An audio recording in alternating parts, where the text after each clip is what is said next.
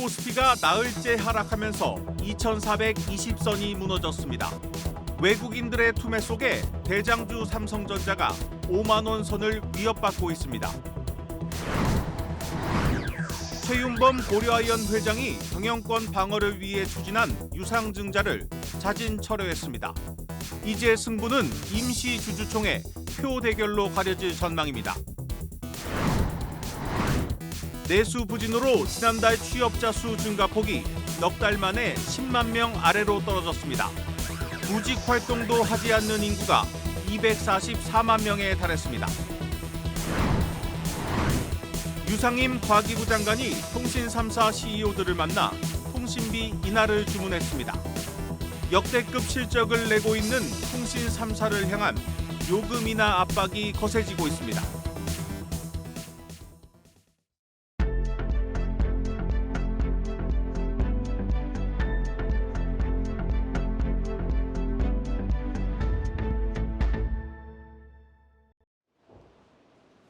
뉴스 플러스 시작합니다. 우리 주식시장이 심상치가 않습니다. 오늘 코스피 2,420선이 무너졌고 코스닥은 700선이 붕괴됐습니다. 이 국내 증시는 안 된다는 회의론이 커지면서 미국 증시나 가상자산으로 자금이 빠져나가고 있습니다. 외국인들은 대장주 삼성전자 투매에 나서면서 이제 사만전자를 눈앞에 두고 있습니다. 전체적으로 시장 반등에 기미조차 찾기 어려운 상황입니다. 취재 기자와 자세히 분석해 보겠습니다. 증권부 조현 기자 나왔습니다. 조 기자, 먼저 오늘 시장부터 좀 살펴보죠. 이 외국인들의 매도가 오늘 시장 전체를 좀 끌어내렸다 이렇게 봐도 되겠습니까? 그렇습니다. 외국인 혼자 팔았습니다. 유가 증권 시장에서 7,134억 원 순매도세를 나타냈는데요. 개인이 6천억 원 넘게 그리고 장 초반 매도세를 보이던 기관도 순매수로 돌아섰지만 지수 하락을 막지는 못했습니다. 코스피 지수는 4거래일 연속 내려서 전날보다 2.64% 하락한 2,417.08로 장을 마쳤습니다. 연중 최저점이 깨졌고요. 시가총액도 2,000조 원이 붕괴됐습니다. 오늘 시총은 1,970조 6,330억 원으로 지난해 11월 14일 이후 그러니까 365일 만에 최저 수준으로 떨어졌습니다. 코스닥 역시 700선이 무너졌죠. 2.94% 떨어진 689.65로 마감했는데요. 코스닥 시장에서는 외국인과 개인이 함께 매도 우위를 보였습니다. 코스닥은 8월 블랙 먼데이보다 낮아지진 않았지만 코스피는 그 아래로 떨어졌습니다. 코스피의 PBR도 블랙 먼데이보다 떨어진 0.85배까지 내려갔습니다. 네, 물론 시장이 오를 때도 있고 떨어질 때도 있지만 최근 분위기는 조금 다른 것 같습니다. 우리 시장에만 유독 가혹하다 이런 생각도 드는데 어떤 분석들이 좀 나오고 있습니까? 그렇습니다. 증권가에서는 트럼프 재당선 이후 나타나고 있는 패닉 셀링이라는 분석을 내놓고 있습니다. 네. 세계 주요 증시의 미 대선 이후 등락률을 보면 유독 한국 증시가 크게 빠진 모습을 확인할 수 있죠. 아시아에서도 유독 보이고요. 코스피가 마이너스 6.2%, 코스닥은 8% 넘게 떨어졌습니다. 김학균 신영증권 리서치센터장은 이 트럼프 당선 이후 소위 트럼프 트레이드라 불리는 곳으로 돈이 쏠리는 현상이 나타나고 있다며 미국 증시 그리고 가상자산 등으로 자금이 몰리고 있는데 한국은 상대적으로 반대편이라는 진단이 반영된 것으로 보인다고 말했고 유종우 한국투자증권 리서치 본부장은 일단 환율이 안정화되면 외국인의 매도세도 줄어들 것이라고 보고 있다. 이렇게 말했습니다. 오늘 외국인들이 특히 삼성전자를 투매했습니다. 가까스로 5만 원 선을 지키기는 했는데 하락세가 멈출 기미를 보이지 않고 있습니다. 증권가에서는 어떻게 보고 있습니까? 아직도 불확실성이 남아있다. 이렇게 진단하는 곳이 대체적이었습니다. 네. 삼성전자는 오늘까지 3거래일 연속 52주 최저가를 계속 갈아치웠죠. 3에서 4%대 하락세를 계속 나타냈는데요. 오늘 삼성전자는 전날보다 4.53% 하락한 5만 600원에 마감했습니다. 이는 코로나 팬데믹 시기인 2020년 6월 이후 그러니까 1,612일 만에 최저 종가입니다. 장중 최저가는 5만 500원까지 떨어졌는데 만약 삼성전자의 주가가 5만 200원까지 떨어지면 시가총액 300조 원이 붕괴됩니다. 그러니까 증권가에서는 외국인의 매도세가 삼성전자에 여전히 몰리고 있어서 시총 300조 원 하회도 충분히 가능하다 이렇게 보고 있는데요.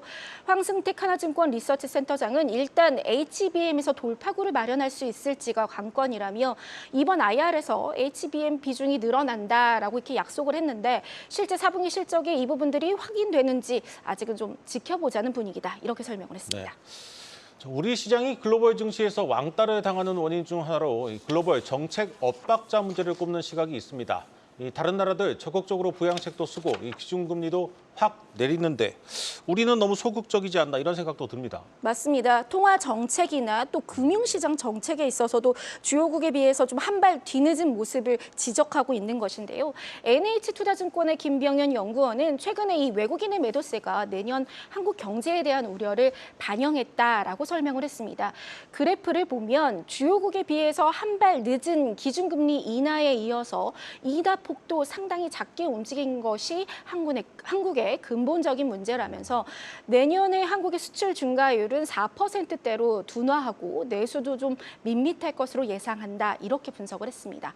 당분간 수급 부진이 장기화되면서 코스피는 박스권의 지지부진한 모습을 보일 수 있다는 전망인데요.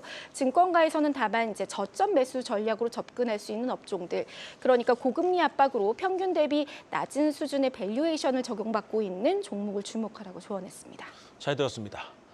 증권부 조현 기자였습니다.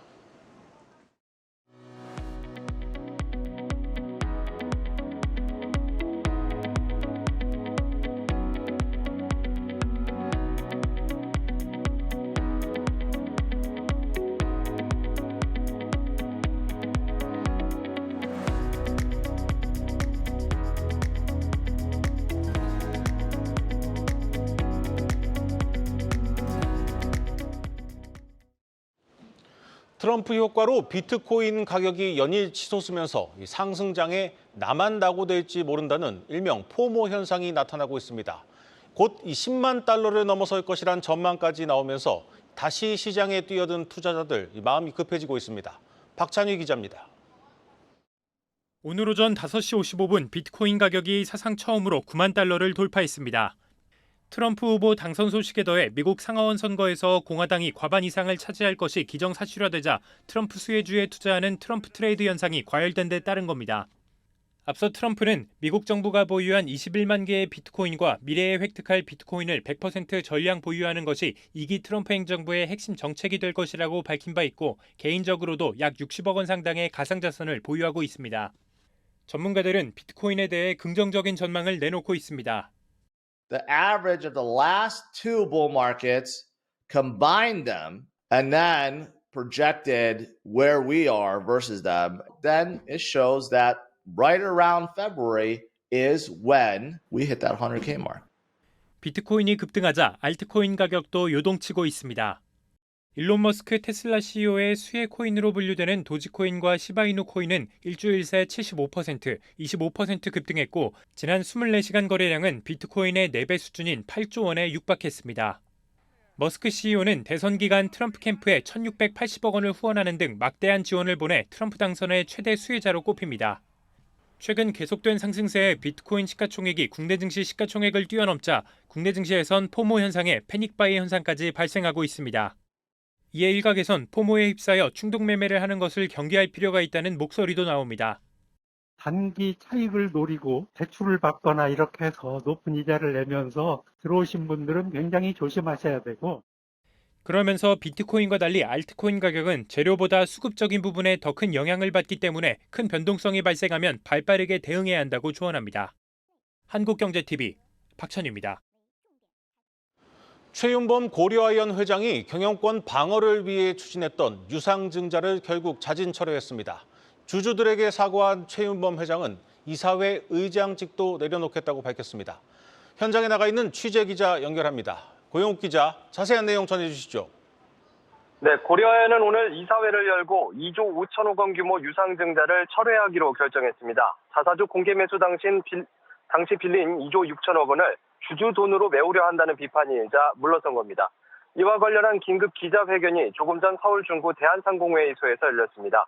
최윤범 고려아연 회장은 주주들의 우려와 정정 요구를 겸허한 자세로 수용해 주주들의 신뢰를 회복하는 것이 가장 합리적인 최선의 방법이라고 판단했다며 고개를 숙였습니다.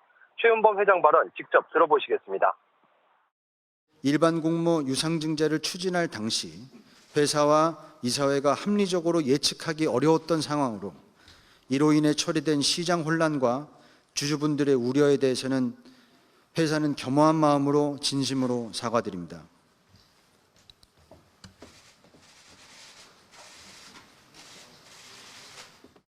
그렇다면 이 최윤범 회장 측 이 고려아연은 앞으로 어떻게 하겠다는 계획입니까? 네, 최윤범 회장은 유상증자를 철회할 경우 필패가 예상됐다면 유상증자를 강행했을 수도 있었지만 지난 2주간 주주들과의 소통 과정에서 믿음과 애정을 확인했다고 설명했는데요. 앞으로 고려아연의 운명은 소액주주들에게 달린 만큼 적극적으로 소통하고 겸허한 자세로 의견을 경청해 지지를 이끌어내겠다는 방침입니다. 이사회의 독립성 강화와 소액주주 경영 참여 방안도 추진할 계획입니다. 구체적으로 최대한 빠른 시일 내에 최윤범 회장이 이사회 의장직을 내려놓고 독립적 사회이사가 의장직을 수행하도록 정관을 개정할 예정입니다. 또 소액주주 의사와 여론이 주요 의사결정에 반영될 수 있도록 소액주주 다주결제도 MOM 도입을 검토하고 있습니다. 우선 저부터 변화하고 내려놓을 것을 내려놓겠습니다. 저는 최대한 빠른 시일 내에 이사회 의장직을 내려놓고 사회이사가 고려아연 이사회 의장을 맡도록 하겠습니다. 네, 그렇다면 오늘 기자회견에 대해서 이 반대편에 서 있는 MBK 파트너스 이 측은 어떤 반응을 내놓고 있습니까? 네, MBK 파트너스 측은 유상증자는 애초에 진행되지 말았어야 한다면서 늦었지만 마땅히 했어야만 하는 결정이라는 입장을 내놨습니다. 이어 일련의 과정에서 최윤범 회장의 전횡으로 고려아연 거버넌스가 얼마나 훼손됐는지를 직접 목격했다는 평가를 내놨습니다. 그러면서 임시주주총회 개최를 통해 신규 이사들을 선임함으로써 유명무실한 고려아연 이사회 기능을 정상화하고 집행임원 제도를 도입하겠다고 밝혔습니다. 지금까지 고려아연 기자회견장에서 한국경제TV 고용규입니다. 올해 들어 중견건설사 5곳 중 한 곳은 아파트 분양을 단 한 채도 하지 못한 것으로 나타났습니다. 공사비 급등 속에 주력인 지방 분양 시장마저 무너지면서 중견건설사들이 설 자리를 잃고 있습니다. 신동호 기자입니다. 올해 주택 공급을 하지 않은 중견건설사는 모두 7곳. 그나마 분양을 해 청약을 진행했더라도 마감에 성공한 사업장은 절반 수준입니다. 특히 올해 중견사 가운데 가장 많은 10곳을 공급한 서희건설은 대부분 사업장에서 청약 마감에 실패했습니다. 서울에서 평균 수십 대 1의 청약 경쟁률이 나오는 것과는 사뭇 다른 모습입니다. 상황이 이렇자 중견건설사들은 본업인 주택사업을 하지 못하고 있습니다. 부동산 침체 속에 공사비는 계속 오르면서 수익성이 떨어져 사업을 해도 손해를 볼 수 있기 때문입니다. 서울이나 지방이든 어느 정도 사업성이 충분하게 나오는 곳들의 우량 사업장이라고 하면 자연스럽게 대기업 브랜드 중심으로 들어갈 수밖에 없습니다. 지방 중견사들의 입지가 지금의 좋지 않은 상황이 당분간은 지속될 가능성이 높다는. 문제는 중견건설사 대부분이 수도권보다 지방에 주택을 공급하는데 미분양이 지방에 몰려 있다는 겁니다. 실제로 전국 준공후 미분양 주택은 지난 2020년 이후 가장 높은 가운데 대다수가 지방에 위치해 있습니다. 내년 지방 부동산 시장 전망에 먹구름이 짙어진 점도 중견사들의 위기감을 더욱 높이고 있습니다. 한국경제TV 신동호입니다. 아파트 한 채 짓지 못하는 건설사들이 생긴다는 건 고용시장의 중요한 한 축인 건설시장이 무너지고 있다는 방증입니다. 길어지고 있는 내수 부진이 이제 고용시장을 강타하고 있습니다. 전민정 기자가 정리했습니다. 매서운 건설 경기 한파는 고용시장도 꽁꽁 얼어붙게 했습니다. 계속된 내수 부진에 도소매업과 함께 건설업 취업자 수가 큰 폭으로 줄며 고용난을 심화시킨 겁니다. 통계청이 오늘 발표한 10월 고용 동향을 보면 지난달 취업자 수는 1년 전보다 8만 3천 명 증가하는 데 그쳤는데요.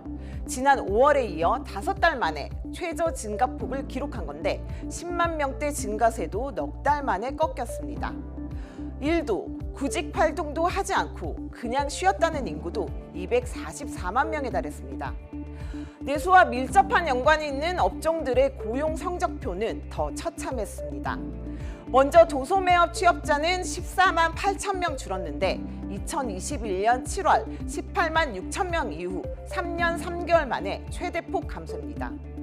건설업도 1년 전에 비해 10만 명 가까이 줄었습니다. 무려 6개월 연속 감소세입니다. 정부는 취업자 수 증가폭이 크게 둔화된 건 2022년과 지난해 장기 추세를 크게 웃돌던 고용 증가 속도가 조정을 받고 있기 때문이라고 진단했는데요. 또 민간 소비 여건이 점차 개선되고 있고 기저 효과까지 감안하면 이달과 12월에는 고용 증가폭이 커질 수 있을 것으로 내다봤습니다. 하지만 지금의 추세대로라면 정부의 연간 23만 명 취업자 수 증가 목표는 이미 물 건너갔다는 분석이 나옵니다. 월별로 따져봤을 때 남은 2달간 취업자 수가 40만 명 이상씩 늘어야 목표치 달성이 가능하다는 계산이 나오는데 현실적으로 불가능한 수치입니다. 주무부처인 기획재정부는 여전히 역대 최고 고용률과 경제활동 참가율로 고용 지표가 양호한 모습을 이어가고 있다면서 연간 목표치 달성 여부에 대해서도 말을 아꼈는데요. 다만 건설, 자영업 부문과 청년과 같은 고용 취약계층의 어려움이 지속되고 있다는 점은 인정하며 양질의 민간 일자리 창출을 위해 조만간 3차 투자 활성화 대책을 마련하기로 했습니다. 또 연간 공사비 상승률을 2% 내외로 줄이기 위한 공사비 안정화 프로젝트를 가동한 데 이어 공공공사비 현실화 방안도 연내 마무리하겠다고 밝혔는데요. 정부는 코로나 팬데믹 이후 공사비가 폭등했지만 제대로 책정되지 않은 탓에 입찰 불발 사태로 이어지는 상황을 미연에 방지해 건설 경기를 끌어올린다는 구상입니다. 지금까지 세종 스튜디오였습니다.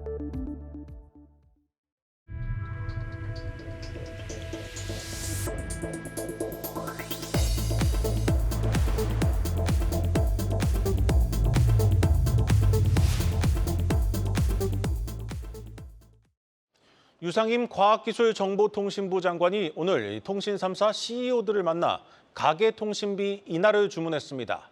최근 역대급 실적을 내고 있는 이 통신사들을 향한 요금 인하 압박이 거세질 전망입니다. 전효성 기자입니다. 장관 취임 이후 통신업계와 처음 만난 자리에서 유상임 장관은 가계통신비 문제를 화두에 올렸습니다.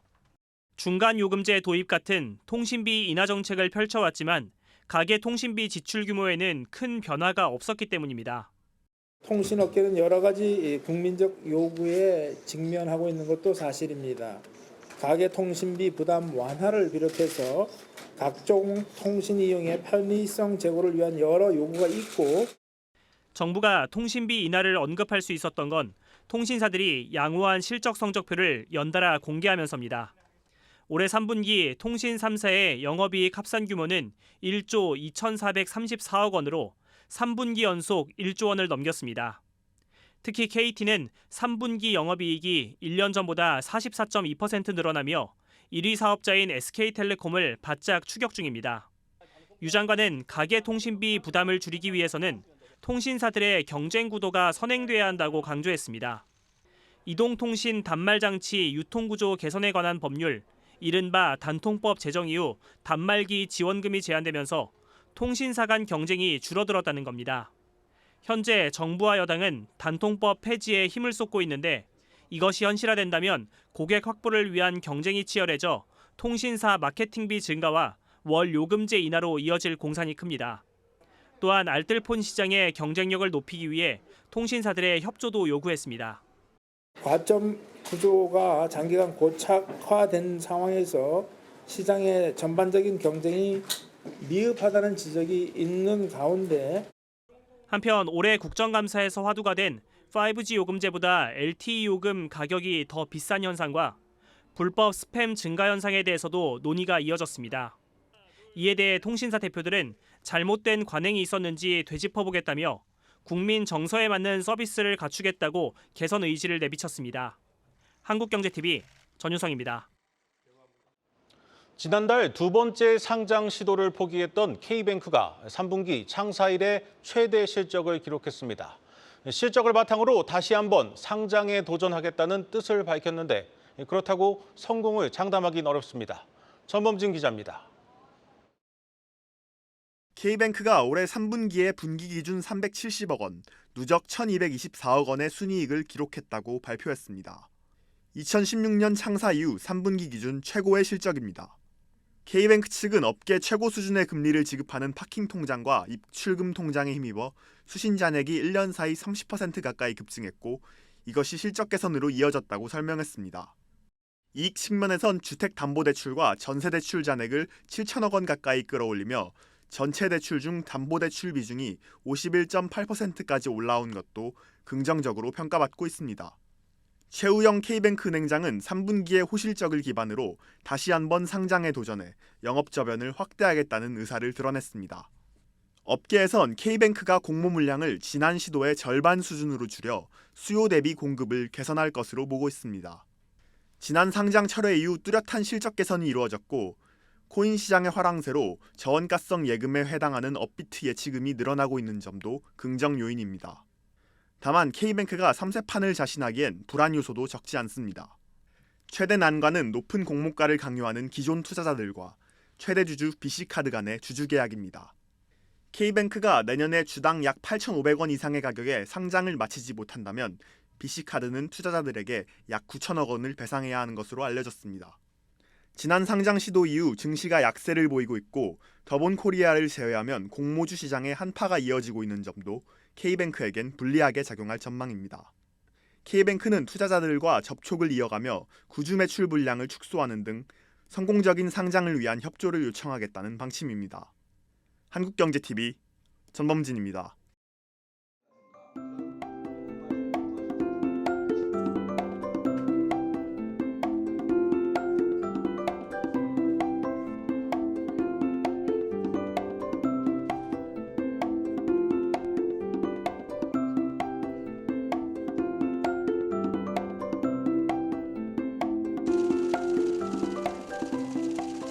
대표님께서 중소기업 재직자 우대저축에 대해서 소개를 해주셨을 때 이런 좋은 정책 사업이 있구나, 이걸로 목돈을 좀 만들 수 있겠다.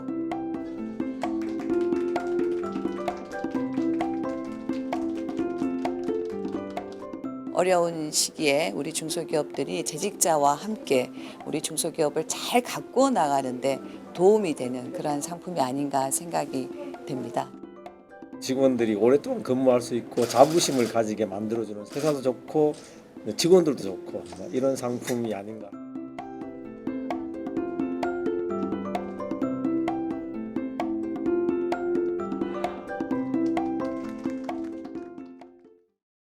오늘 준비한 뉴스 플러스는 여기까지입니다. 함께해 주신 여러분 고맙습니다.